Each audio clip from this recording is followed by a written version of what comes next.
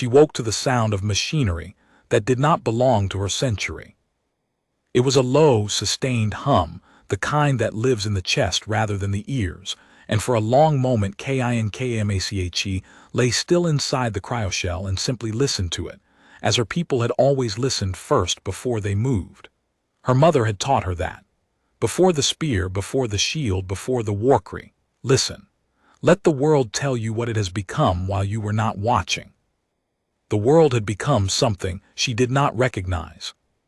She could feel it before the shell cracked open.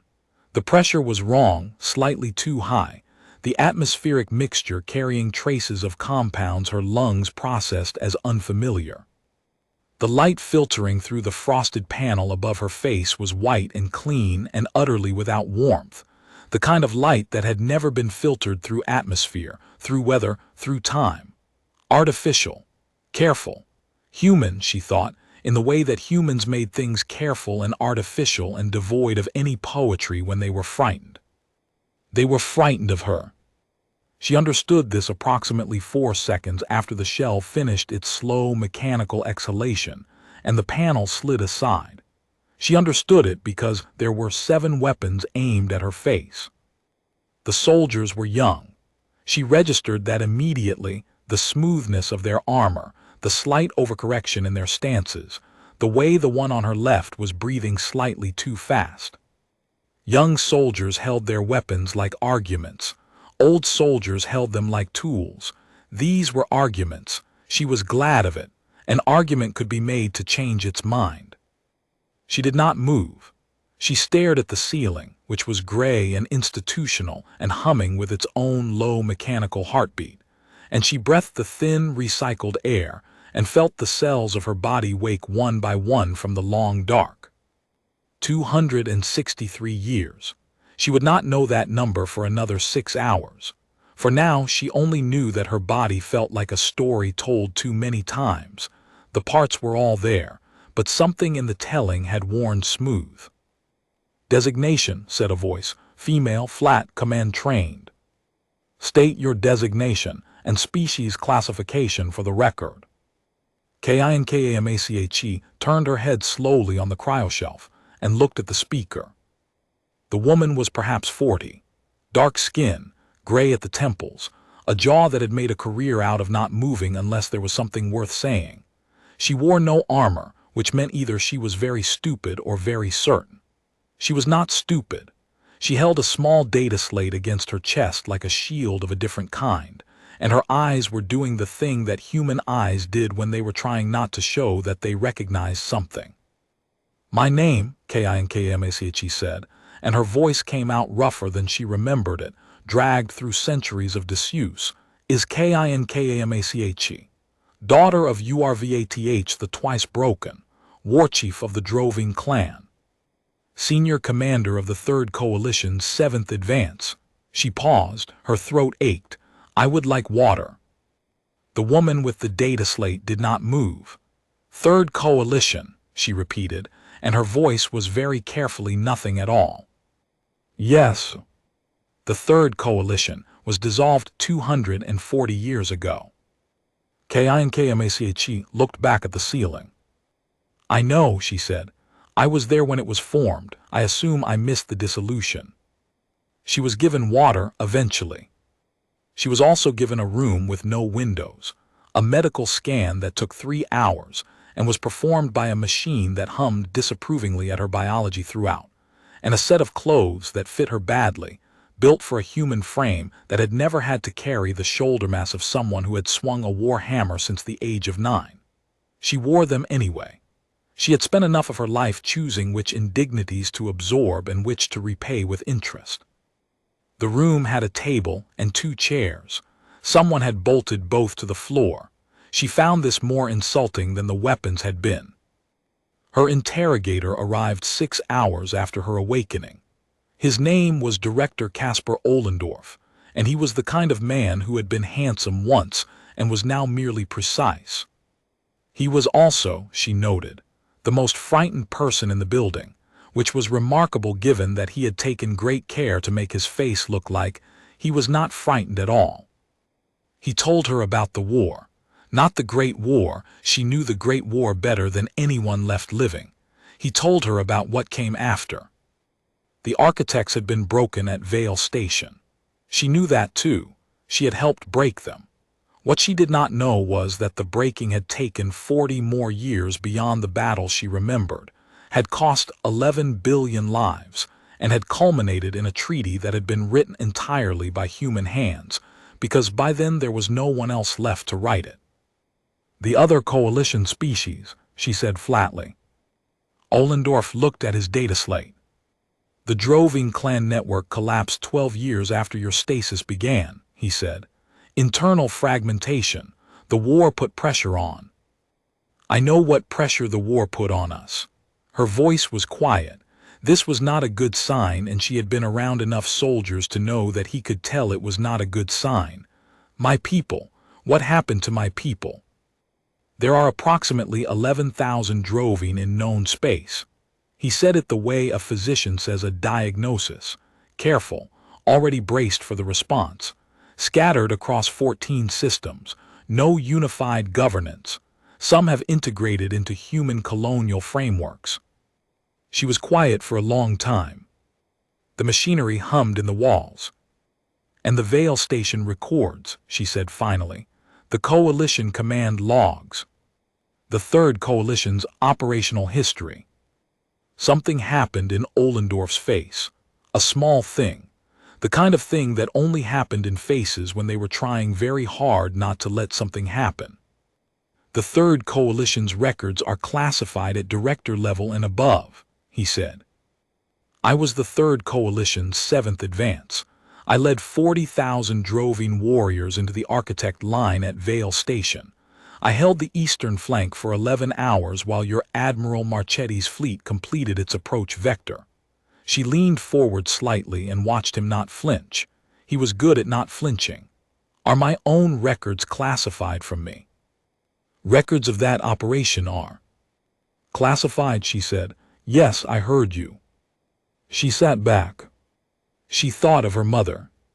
She thought of the sound the war drums made when the clan gathered before a campaign, that deep resonant boom that you felt in your sternum first, then your spine, and finally in the soles of your feet where they touched the earth. She thought of the first time she had understood what those drums meant. Not celebration, not ferocity, something older than either, the declaration that we are still here. We have not been taken from the world yet. We are still here. She thought of 11,000 scattered survivors who had never heard those drums. What do you want from me? She said. Ollendorf set down his data slate. We want to understand why you were still in stasis, he said. Your cryoshell was found in a decommissioned Droving medical station in the debris field of what used to be the KLN corridor. You have been in stasis for 263 years. The shell showed no signs of malfunction. No automatic revival sequence was ever triggered. He paused. Someone put you in there and did not intend for you to be found. KINKMACHE looked at the table. She thought about that. She had been wounded at Vale Station, a architect lance burn that had gone through the right side of her torso and carved through 3 organs and the lower section of her primary spinal column. She remembered the field surgeons. She remembered the smell of her own cauterized flesh.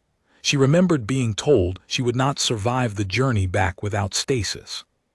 She did not remember who had made that decision. I would like to review the Third Coalition records, she said. I've explained that there. I would like, she said again very quietly, to review the records, Director. He looked at her for a long moment, then he picked up his data slate, then he left. She was given more water. She was not given the records. She sat in the bolted-down chair and felt the centuries sitting heavy on her shoulders and breathed the recycled air and waited. She was good at waiting. It was the thing her people had always been best at in the end. The archivist's name was Lieutenant Seo Yon Park, and she had been assigned to KINKAMACHE's case, the way junior officers were always assigned to difficult things. By being in the wrong corridor at the wrong time when someone with rank needed a problem to disappear into. She was 28 years old. She had the kind of face that processed information visibly. You could watch ideas moving behind her eyes the way you could sometimes see weather moving behind clouds. She arrived on KINKAMACHE's third day of confinement carrying 2 cups of something hot and a data chip that she held the way someone holds something they're not supposed to be carrying. "I found something," she said, and then apparently realized she should have said something else first and looked briefly stricken. "I mean, my name is Lieutenant Park. I've been assigned as your liaison. I have some questions about your period of active service and She stopped. "I found something," she said again, more quietly. KINKAMACHE looked at the cup she'd been given. It smelled like something roasted and slightly bitter, and almost nothing like the root brew her clan had drunk before a campaign. But the gesture was close enough to something that she felt an unexpected tightness in her chest. "Sit down," she said. Lieutenant Park sat down. She placed the data chip on the table between them, and then looked at KINKAMACHE the way people looked at things when they were not sure if they were dangerous. "I've been in the restricted archives," she said. "I have clearance for Level 4 access as part of the Historical Reconstruction Project. The 3rd Coalition operational records are flagged Level 6, but there's a parallel set of records: supply chain logs, medical transfer documentation, civilian contractor records." She paused. "The kind of records that don't usually get reclassified because no one thinks anyone will look for history inside a procurement database." KINKAMACHE set down the cup. "Go on," she said. "You held the eastern flank at Vale Station for 11 hours. Park's voice was careful and precise in the way that people were careful and precise when they had spent 3 days making sure they had the right numbers before they let themselves feel anything about the numbers.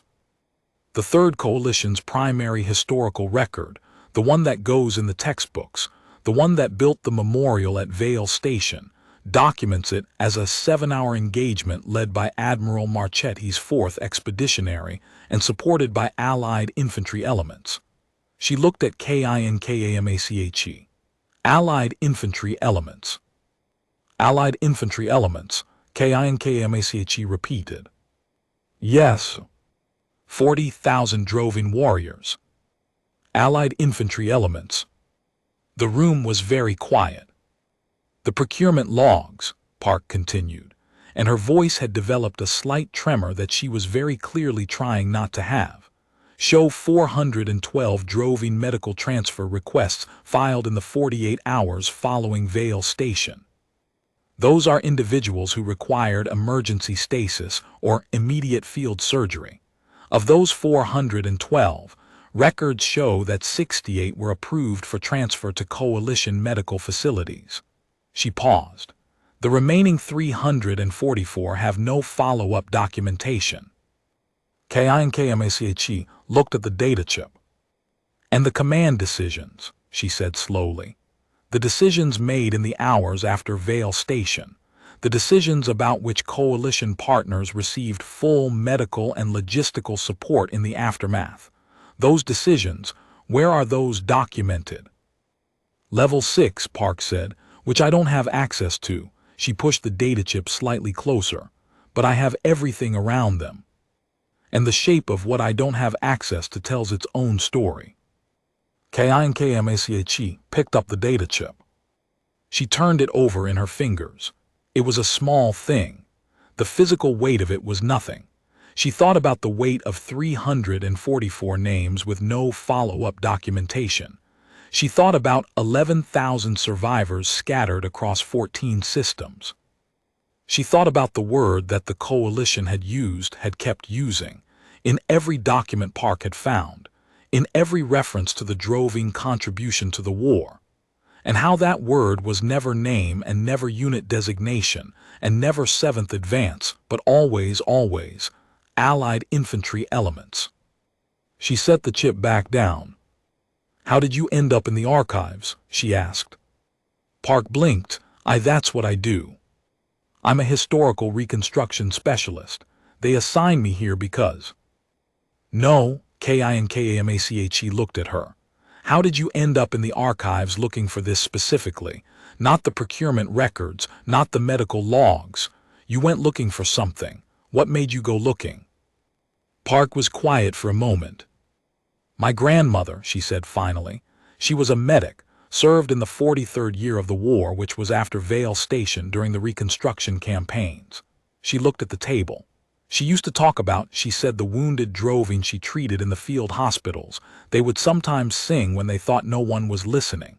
She described it as the most human sound she'd ever heard. She meant it as the highest praise she knew. Park looked up.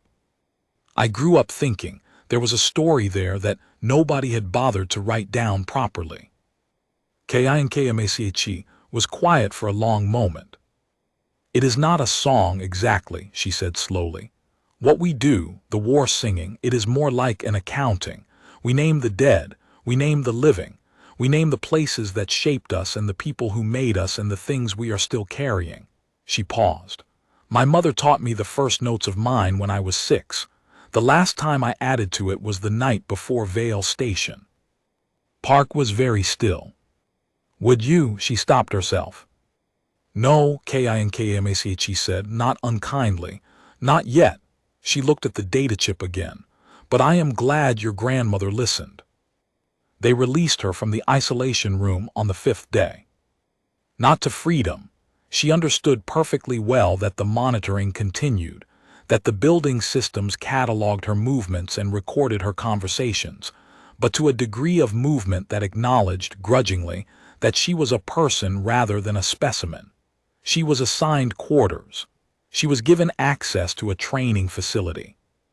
She was given a meal allowance that did not quite know how to accommodate droving nutritional requirements, and so defaulted to protein-heavy and calorie-dense, which was at least better than the reverse.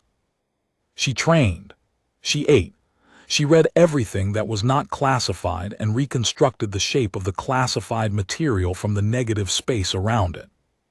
She had been a tactician for most of her life. Reading what was absent from a map was not different from reading what was absent from a historical record. What was absent was considerable. She spent 2 weeks building a picture. She cross-referenced Park's procurement data with the structural logic of coalition command decisions, and what emerged was neither surprising nor easy to carry. The droving had been essential to Vale Station. The eastern flank was the softer approach, the one the architect defense systems were less prepared for, but soft was a relative term, and what it meant in practice was that the casualty rate for anyone holding it would be extreme. 40,000 warriors. 31,000 dead or critically wounded in 11 hours. The droving had known the numbers before they went in. Kinkmache had known them. She had told her people anyway. She had told them because the math was simple. If the eastern flank broke, Marchetti's fleet could not complete its approach vector, and if the fleet could not complete its approach, the architects would hold Vale Station, and if the architects held Vale Station, the war would go another 20 years, and the species that survived that 20 years would not include anyone currently standing in this valley. She had stood in front of 31,000 people and explained this math to them, not as a speech, not as a performance, just the numbers stated plainly, and then the question, do you understand what you are agreeing to? They had answered her with the drums. And afterward, while the architects were still pulling back to regroup, while Marchetti's fleet was still completing its approach, while the war was technically still happening, in the hours between the battle and the knowing, a decision had been made somewhere in coalition command that the droving contribution would be recorded as support, as allied infantry, as elements, not units, not names, not a warlord who had stood in front of her people and asked for their lives and been given them freely. The decision had a logic to it that she could follow even while she despised it. The droving clans were already fracturing. Coalition politics in the aftermath of a long war were a different kind of combat, and in that combat the victors were whoever controlled the narrative. A human victory, cleanly won, by human command, that was a story that built something. A joint victory, complicated by the role of alien allies whose species were now collapsing into internal conflict, whose survivors were scattered and leaderless and politically inconvenient. That was a story that opened questions no one in Coalition Command wanted to answer. They had not erased her. That would have required effort and acknowledgement. They had simply not written her name. She sat with this for 3 days. She went back to the training facility. She lifted things that were too heavy for most humans and practiced forms that her right arm could not quite complete correctly, because the old lance burn damage had healed wrong in stasis. The muscle and nerve rebuilt themselves over 2.5 centuries into something functional but not quite right, and her body had opinions about this that manifested as a dull, persistent ache somewhere between her shoulder and her spine. She adapted. Droving biology was nothing if not argumentative with injury. The clan warriors had a saying that the body was the first negotiation and every scar was a term successfully renegotiated. She rebuilt the form around the ache. It was slower than it had been. It was different than it had been. It was still hers.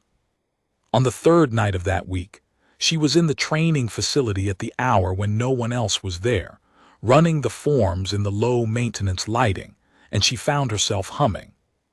She did not realize it immediately. The sound was low and rhythmic, and it came from somewhere older than consciousness, older than decision. It came from the place where muscle memory lived alongside grief.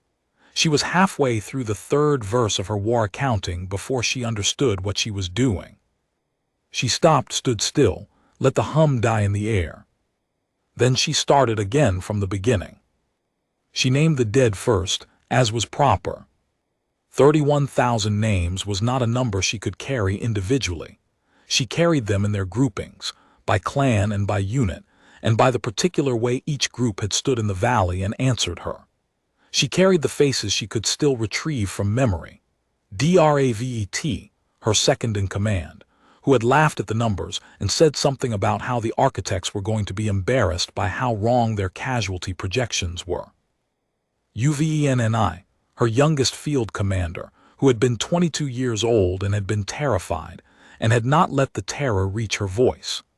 The drummer Korath, whose hands she had watched on the morning of the battle, and whose rhythm she could still feel against her sternum if she pressed there. She named the living after, as was proper. What remained of them, scattered across 14 systems. She named the shape of what had been lost, which was its own kind of accounting. She named the people who had made her. Her mother Urvath, who had fought for 40 years before her and had died before the Great War even began, and whose name Kinkamache wore as her inheritance. She named the war itself.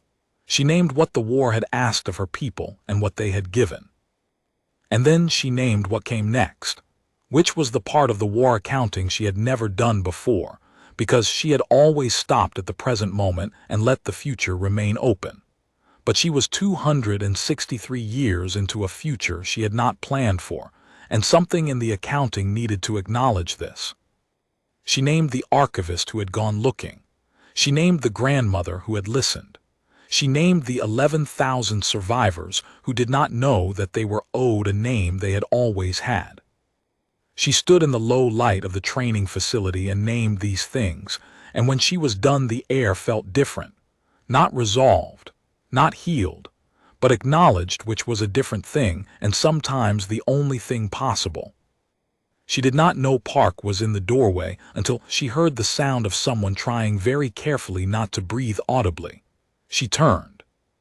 Park had both hands over her mouth. Her eyes were very bright.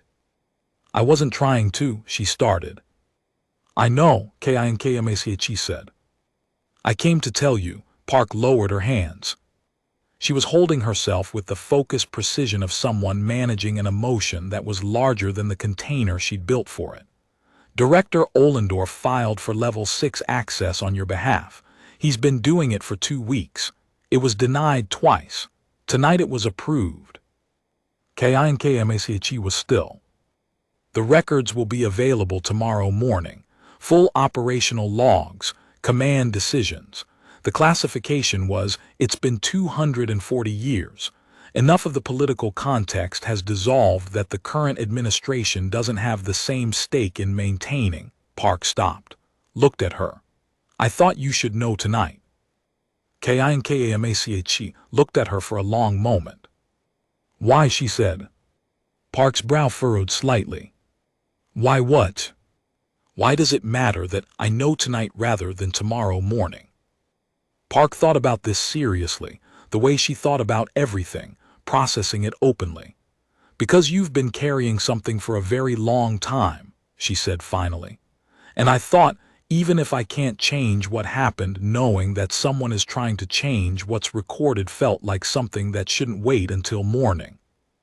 Kinkamache thought about her mother, who had spent 40 years in wars that were not cleanly winnable and had died before she could see whether any of them had mattered, who had taught her that the war accounting was not about victory. It was about witness. Someone who had been there saying, I saw this. This happened. I remember. Your grandmother, she said. She is still alive. Park shook her head. She died 14 years ago. She told you about the droving singing. She told me enough. Kinkamache nodded slowly. Then she is in the accounting, she said. The names of those who witnessed, she is already there. Park stood in the doorway for a moment longer. Then she said, very quietly, as if she was placing something fragile down on a table, I know your name. It was such a small thing to say. Kinkamache was not prepared for what it did. She stood in the low light of the training facility and felt the weight of 263 years rearrange itself slightly. Not lifted, not gone, but witnessed, which was a different thing and sometimes the only thing possible, and sometimes that was enough. The new enemy had a name in the intelligence files that Kinkamache found difficult to render in human phonetics and ultimately declined to use. She had her own word for them, borrowed from an old droving classification for things that consumed without understanding what they consumed. The human linguists apparently had an equivalent, a word that translated roughly as the ones who eat the light. They had appeared on the outer margins of explored space 14 months before Kinkamache's awakening, and they were not, in any useful sense, interested in negotiation. The intelligence was fragmentary and frightening, and had the particular shape of data collected by people who were running while they collected it. Partial scans, incomplete vectors, casualty reports filed by whoever was left to file them after the first contact engagements. What was clear was that they were fast. What was clear was that the standard defensive formations developed over 400 years of human interstellar expansion were not working against them. What was clear was that the director of human colonial defense had begun holding meetings at hours that no one was supposed to know he was holding. Ohlendorf briefed her in person. She appreciated this about him, that he had stopped pretending she was a problem and had begun treating her as a variable he needed to understand. It was not warmth, but it was a kind of professional honesty that she respected. I want to tell you something first, he said, and set down his data slate. Before we talk about what we're going to ask of you, he looked at her steadily. The records from Vale Station, the command decision logs, I've read them, all of them. He paused. I want you to know that I understand what was done, and I understand that my saying I understand it is not sufficient acknowledgement of what was done.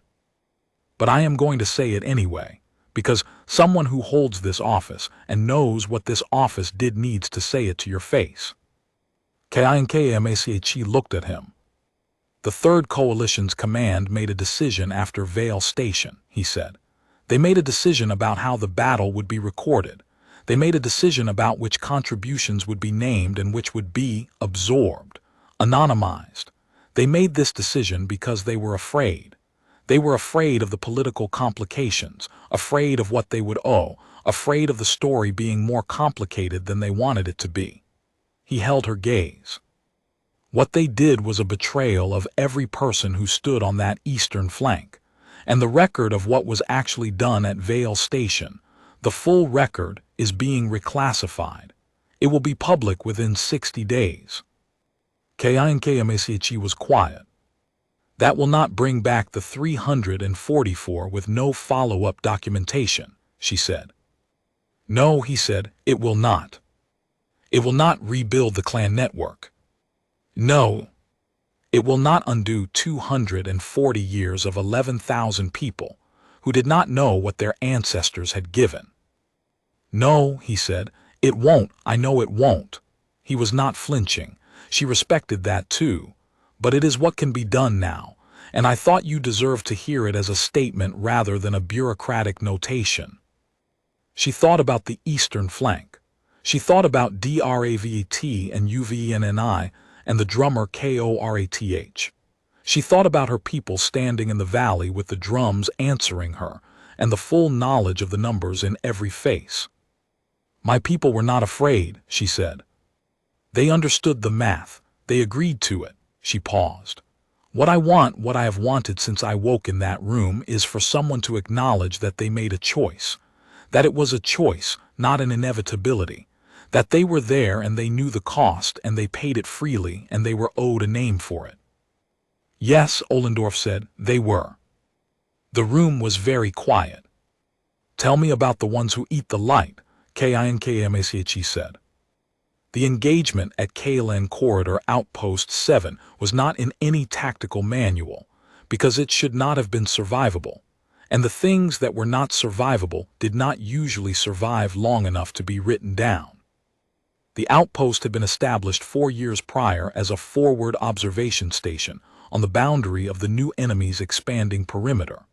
When the new enemy decided the observation was not to their liking, they expressed this opinion with 11 warships and a ground assault that the station's garrison of 400 had been actively not quite containing for 31 hours by the time Kinkamachi arrived.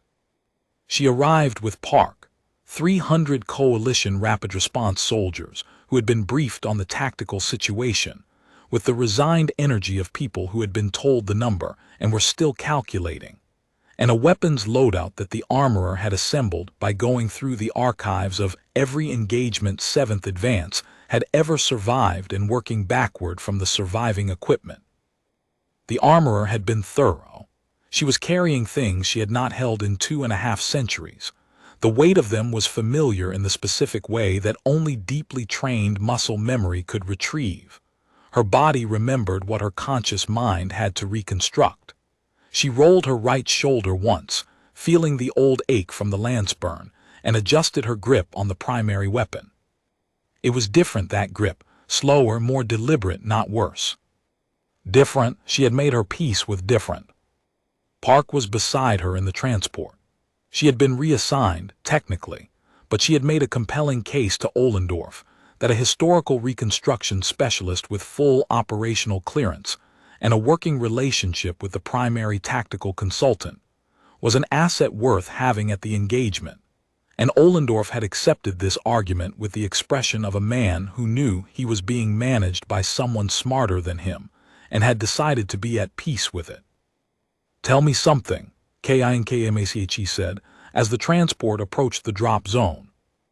Around them, the 300 were doing the things soldiers did before drops, checking equipment, going inward, finding whatever private anchor held them steady. Some of them were watching her. She understood why. She was the oldest tactical mind any of them had ever been in proximity to, and she looked like something out of the history files, and they were frightened. And the thing about being frightened was that you looked for the thing in the room that was not. What would you like to know? Park said. The grandmother, the one who listened. What was she like when she was not listening to things she was not supposed to hear? Park looked at her, a small smile. Loud, she said. She was very loud. She had opinions about everything and expressed them clearly and at length. She paused. She made this soup. It had about 30 ingredients and it took 2 days to make, and she never wrote the recipe down. She said everything that mattered should be carried in memory, not in documents. Kinkamachi found she was almost smiling, which was not something she had expected to be doing 30 seconds before a combat drop. She understood something, she said. She understood many things, Park said. Then she is still teaching. The drop bay opened. What Kinkaamache did next was not a speech. She had never given speeches before battle. Her people found them slightly embarrassing, the way humans found certain kinds of weeping embarrassing, and for similar reasons. It was the exposure of something private in a moment that required focus. What she gave instead was what she had always given: information, stated plainly, and then a question. She turned to the 300. You know the numbers, she said. Her voice carried without effort. This too the body remembered. 11 ships, approximately 2,000 ground forces with established position advantages, 412 garrison troops who have held for 31 hours and are running low on everything. She paused. The garrison has held because they found a formation the enemy did not anticipate. They found it because one of them made a mistake at hour 7 and the mistake worked. I am going to tell you what the formation is. I am going to tell you how we expand it. And when you understand the plan, you will know whether you are agreeing to it. One of the soldiers, she did not know his name, she did not yet know any of their names, said, "What if we don't like the numbers?" "Then you tell me," she said, "and we find another set." He looked at her for a moment. Then he did something she had not seen a human soldier do before in that particular way. He nodded, not the nod of compliance, not the nod of someone accepting orders, but the deliberate slow nod of someone who had been offered something real and was accepting it as real. "I think we'll like the numbers," he said. She told them the numbers. They liked the numbers. The battle lasted 8 hours. The tactical literature that would eventually be written about what happened at Kalen Corridor, Outpost 7, the literature that would take the engagement's name and place it in the curricula of military academies in 7 systems, would focus, correctly, on the formation. The way Kinkaamache had identified the enemy's approach pattern and built a countergeometry around the garrison's accidental discovery. The way she had split the 300 into 5 moving elements that the enemy's fire solution algorithms could not track simultaneously. The way she had used the outpost's terrain, the exposed rock formations, the collapsed relay tower, the drainage trenches that ran at 45-degree angles from the main structure, as elements of a plan that had no right to be as coherent as it was. The tactical literature would not adequately convey what it was like to be in it. It was loud in the way that combat was always loud, not just the weapons, but the communication traffic, the warning calls, the specific percussive language of people under fire passing information to each other faster than language allowed. Kinkaamache moved through it the way she had always moved through it, with the understanding that the sound was data, that every component of the noise was a report about the state of the field, and the field was a living system that you read the way her mother had taught her to read the world before you moved. Her right shoulder ached. She had known it would.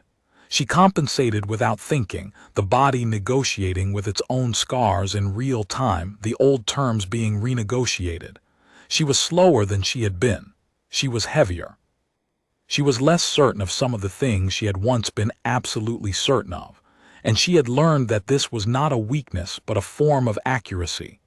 Certainty that had not been tested was not certainty but assumption, and assumption was the thing that killed soldiers more reliably than any weapon. She was not certain she would survive this. She was certain it was worth doing. There was a moment at hour 3 when the enemy's second wave pushed through the western drainage trench, and for approximately 90 seconds the formation that she had built began to collapse. She was aware of it the way a surgeon is aware of bleeding, not as a crisis, but as a problem requiring a specific response. She moved to the collapse point. She held it. She was doing this alone for 40 of those 90 seconds, the soldiers to her left and right repositioning. And in those 40 seconds she was in the particular kind of present tense that only combat provided, where there was no past and no future, and no 263 years, and no names without follow-up documentation, and no classified records, and no 11,000 scattered survivors. There was only the next 3 seconds, and then the 3 seconds after that. And the weapon in her hands, and the ache in her shoulder, and the sound of the drums in her memory, steady and resonant and carrying her forward. The soldiers came back, the formation held. At hour 7, the new enemy's warships attempted a repositioning that she had anticipated and used, a second element of the plan that only became available if you had correctly predicted when they would make that specific mistake. She called the strike at the exact moment she needed to call it. The strike landed. 3 ships came apart in the upper atmosphere of the planet's second moon, in a chain of light that lasted exactly 4 seconds, and was visible from the outpost's observation deck. At hour 8, the ground forces began their withdrawal. At hour 8 and 11 minutes, the engagement was over. She stood in the outpost's main corridor afterward, and did a thing she had not done in front of anyone in a very long time.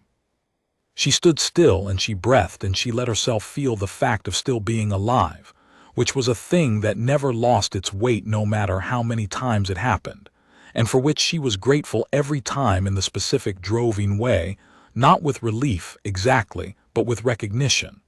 The world had not taken her yet. She was still here. Park found her there. She looked like she had been running. She was carrying a data slate, and she had the expression she wore when she was managing something larger than her container. 4 casualties, she said. Critical but stable, no fatalities. She closed her eyes briefly. And the garrison. Counting the new wounded since hour 1 of the 31 hours, Park checked the slate. 61 total casualties. 18 fatalities. She paused. They want to know your name. She opened her eyes. The garrison. Everyone, Park said. The 300, the garrison, the command staff monitoring from the relay station. They're all asking. She looked at her with the steady gaze of someone who had spent 3 weeks in the archives looking for a story that nobody had bothered to write down and had found it and was not going to let it be miswritten again. I know your name, she said, but I think you should say it. She was quiet for a moment. She thought about her mother. She thought about the drums. She thought about the valley at Vale Station and the 31,000 faces and the way the accounting worked. You named the dead first because they deserved to be carried forward. And then you named the living. And then you named what came next. She walked to the doorway that opened onto the outpost's main receiving area. The 300 were there, those who were not in the medical bay, which was most of them. The garrison survivors were there. They were filthy and exhausted and still carrying the particular expression of people who had recently been certain they were going to die and had just been wrong about it. They looked at her. She thought about what it meant to say your own name. Not the designation, not the classification, not the entry in a classified record or the footnote in a tactical manual or the phrase Allied infantry elements buried in a procurement database. The name, the one her mother had given her, which carried within it the names of everyone who had carried it before, and the names of everyone she had carried, and the weight of every choice made and battle fought and dead acknowledged and living counted. She stood in the doorway of a battered outpost at the edge of known space, and she thought, I am still here. My name is Kinkamache, she said, her voice carried. Daughter of Urvath the Twice Broken, War Chief of the Droving Clan, Senior Commander of the 3rd Coalition's 7th Advance. She paused. And I would like to know your names. It was the soldier who had asked about the numbers. She found him in the crowd, still holding his weapon, with the specific expression of someone hearing something they had needed to hear for a long time without knowing they needed it. He gave his name. The one next to him gave hers. And then the next, and the next, and the one after that, until the names were coming from all parts of the room at once, individual voices rising into something that was not quite the drums but carried the same deep vibration. The declaration, repeated in every human phoneme and every intonation, the same statement underneath it all. We are still here. We have not been taken from the world yet. Kinkamache stood in the doorway and listened to everyone, and she added them all to the accounting, and she did not look away from a single face. There is a memorial at KLN Corridor Outpost 7 now. It was built within 2 years of the engagement, and it is, by the explicit direction of the people who funded it, not a monument to victory. It is a list of names. The names of the outpost's garrison, who held for 31 hours before anyone came. The names of the 300 rapid response soldiers, all of them. The names of the Droving warriors who held the eastern flank at Vale Station and were recorded for 240 years as Allied infantry elements. Their full designations, their clan affiliations, their individual names where individual names survived in the procurement databases and medical logs that an archivist found while going through the records nobody thought to classify. And at the top of the list, in the Droving script that looks to human eyes like a series of deliberate scars pressed into stone, the same script Kinkamache's people had used to mark the walls of their war caves for 10,000 years, is a single line. It does not say victory. It does not say sacrifice. It does not say in honor of the fallen, which was a phrase that always bothered her because falling implied that something had gone wrong, and nothing had gone wrong, and her people had known the numbers and agreed to them and paid them freely. What it says, in the Droving script that Lieutenant, now Captain, Seo Yeon Park had spent 3 months learning to read properly before she drafted the memorial's text, is this. They were here. They knew what was asked. They gave their names freely, and their names are now carried by everyone who reads this wall. Kinkamache stood at the memorial on the day it was unveiled and read it, and was quiet for a long time. She thought about her mother. She thought about the valley. She thought about the sound of 31,000 people answering her with drums, which was not a sound she had ever expected to carry alone for as long as she had carried it.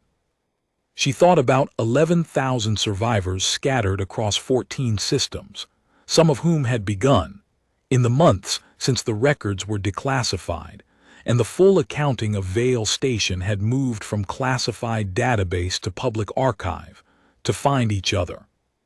She thought about the messages she had received from individuals who introduced themselves with their clan names and used the formal Droving greeting, which she had not heard in longer than she could feel without it reaching into something very deep, and which meant, roughly translated, "I know you are there. I have not forgotten." Park stood beside her. "Is it right?" she asked. She was asking about the script, but she was also asking about something larger, and they both knew it. Kinkamache looked at the wall for a long moment. "It says what is true," she said. "Is that enough?" She thought about this seriously, because it deserved to be thought about seriously. She thought about the things that could not be undone. The 344. The 40 years after Vale Station that her people had spent fracturing without the leadership she had not been there to give. The gap between what had been given and what had been acknowledged, which was a specific kind of debt that no memorial could fully settle. She thought about the grandmother who had listened, the archivist who had gone looking, the soldier who had asked about the numbers and then accepted them, the 300 who had given their names freely and received hers in return. "It is a beginning," she said. She said it the way her mother had said everything that mattered, plainly, without drama, without the performance of certainty. And she meant it the same way her mother had always meant such things, as a statement of present fact that contained within it the acknowledgement of how much work remained, and the quiet declaration that the work was worth doing, and the commitment, unstated but understood, that she would be here to do it. The morning light came through the outpost's high windows and touched the wall. The names held the light. Kinkamache stood in the light and breathed and was still here, and that was enough for now, and tomorrow she would keep going. She did not go back to the isolation room. There was no reason to. The building system still tracked her. She was not naive enough to believe otherwise, but she moved through the corridors now with the particular quality of presence that comes from a person who has stopped waiting for permission to take up space. She walked. She learned the facility. She found the places where the light was better, and the places where the air recyclers were quietest, and the corner of the observation deck where, on clear nights, you could see the debris field of what used to be the KLN corridor as a faint scatter of reflected light against the dark. She went there most evenings. The intelligence reports continued. The ones who eat the light were not retreating. They had absorbed the tactical lesson of the outpost engagement. She had known they would. The intelligence files suggested a species that learned from failure with inhuman speed, and she meant inhuman literally, as a descriptor rather than a judgment, and they had adapted. 3 new engagement reports in the 6 weeks following, 2 of them using counter-approaches to the formation she had deployed. Fast learners. She spent mornings in the tactical suite running simulations. She spent afternoons in the archive with Park, working through the procurement records, the medical logs, the shape of what had been done and what could now be acknowledged. She spent evenings on the observation deck looking at the debris field. She was building something. She was not entirely sure yet what it was. Ollendorf found her on the observation deck on the 42nd day after her awakening. He stood beside her and looked at the debris field in the silence of a man who had recently read 240 years of classified records and was still carrying the weight of them. She did not try to lighten it for him. That was his to carry. She only carried her own. "The 11,000, she said after a while. "Yes. Some of them have reached out to me since the declassification. I know, we've seen the communications. I'm not complaining about the monitoring," she said. "I'm saying there are 11,000 droving in 14 systems, and some of them are using the clan greeting, and some of them are telling me they have children who have never heard the war drums, and some of them are asking me things I don't know how to answer yet." She paused. "I am one person. I have been in this facility for 42 days. I am not a government." "No," he agreed. "But I may be a beginning." He was quiet. "What would you need?" he said. She had thought about this. She had been thinking about it since the 3rd morning, when the first message had arrived, introduced with the formal clan greeting, from a woman in the Caliph system who said she had grown up knowing only that she was droving and not what that meant, and who had read the declassified records, and who wanted to know if there was anyone who could teach her the accounting. "Access," she said, "not to weapons, not to military resources, access to the communications networks, access to the archive, the ability to travel freely to the 14 systems where my people are." She looked at him. And the designation changed, in every official record, in every reference. Allied infantry elements expunged. 7th Advance droving coalition forces, named. "That's already in process," he said. "I know, I want it completed." "It will be." She looked back at the debris field. "There is a question I have been carrying," she said. "I have not asked it because I was not sure whether I trusted the answer." He waited. "When my people put me in stasis," she said carefully, "when someone made the decision not to trigger my revival sequence, do you know who made that decision?" He was quiet for a moment. "There is a name in the level 6 records," he said. "A human name, a coalition command officer." He paused. "He has been dead for 190 years." She processed this. "And his reasons. The records suggest, and I want to be precise about this, because I think you deserve precision rather than interpretation.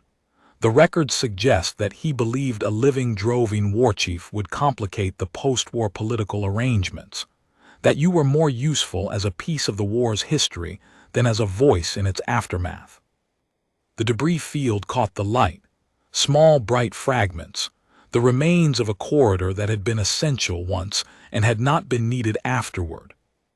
"He was not entirely wrong," she said. "I would have complicated things." Yes. I would have asked the questions no one wanted asked. Yes. And because he chose not to let me ask them, the questions were not asked, and the history was not complicated, and my people spent 240 years not knowing what they had given. She was not raising her voice. She rarely raised her voice. The cost of an uncomplicated history is very high. Yes, Ollendorf said, it is. She thought about the memorial wall. She thought about what Park had written there in droving script, the statement that was not about victory and not about sacrifice but about presence, about acknowledgement, about the insistence that what happened was real and the people it happened to were real, and their names were real. She thought about her mother who had said, "Before the spear, before the shield, before the warcry, listen. Let the world tell you what it has become." The world had become complicated and difficult and full of questions that had gone unasked for too long. It had become a world that owed a debt it could not fully repay but could at least acknowledge. It had become a world that was still threatened, still requiring the specific kind of problem-solving that had held an eastern flank for 11 hours, that had preserved 400 lives in a battered outpost at the edge of known space. It had become, against all the odds of 263 years, and classified records and 11,000 scattered survivors, and a species that learned from failure faster than she had ever seen. It had become a world worth the complication.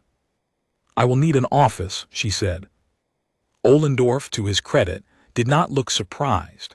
He nodded the same nod the soldier had nodded in the transport before the drop, the deliberate, slow acknowledgement of someone who has been offered something real. "What title?" he said. She looked at the debris field one last time. Then she turned away from it and faced the light inside. "The one I was given," she said. "The one that was always mine. Senior Commander, 3rd Coalition, 7th Advance." She paused. "And whatever comes next." She walked back inside. The machinery hummed in the walls around her, familiar now, almost like drums. She had work to do. The office they gave her was small and faced east, and had a window that caught the early light, which she was grateful for in the way of someone who had spent 263 years without any light at all. She put nothing on the walls for the first week. She sat at the desk and read intelligence reports and tactical analyses, and the ongoing documentation of the ones who eat the light, and she thought. In the second week, Park brought her something. A print, actual printed paper, which had become a somewhat ceremonial object in the centuries she had missed, used for things that were meant to last rather than things that were meant to be convenient. It was a copy of one page from the original Vale Station operational log, the real one from the Level 6 records, the page that listed the Eastern Flank Command structure. At the top, in the military shorthand that the Coalition had used for command designations, her name. Kinkamache. Kinkamache, daughter of URVATH, 7th Advance Commander, Eastern Flank, Vale Station, hours 1 through 11. Park had it framed. She had chosen a frame in droving proportions, slightly wider than it was tall, which was the traditional droving orientation for documents of record, a thing Park had learned from 3 months in the archives. She set it on the desk. Kinkamache looked at it for a long time. "It was always there," Park said. "In the original record. Someone wrote your name down. Someone in Coalition Command in the hours after the battle did their job and wrote the actual record before the decision was made to reclassify it. There was a person who sat down with the operational logs and wrote the truth. And then their truth was buried. But they wrote it first." Park looked at the print. "I think about that person sometimes. They probably never knew anyone would find it." Kinkamache touched the edge of the frame carefully. She thought about the person who had written her name in the original log in the hours after Vale Station, while 31,000 dead were still being counted. Some field officer somewhere, sitting with the paperwork of aftermath, writing the truth because it was their job to write the truth, not knowing that it would be buried, not knowing that 263 years later someone would find it, just writing the truth because the truth was what happened. She thought about her mother who had said, "The accounting is not about victory. It is about witness." "Thank you," she said. She said it to Park, but she meant it for everyone.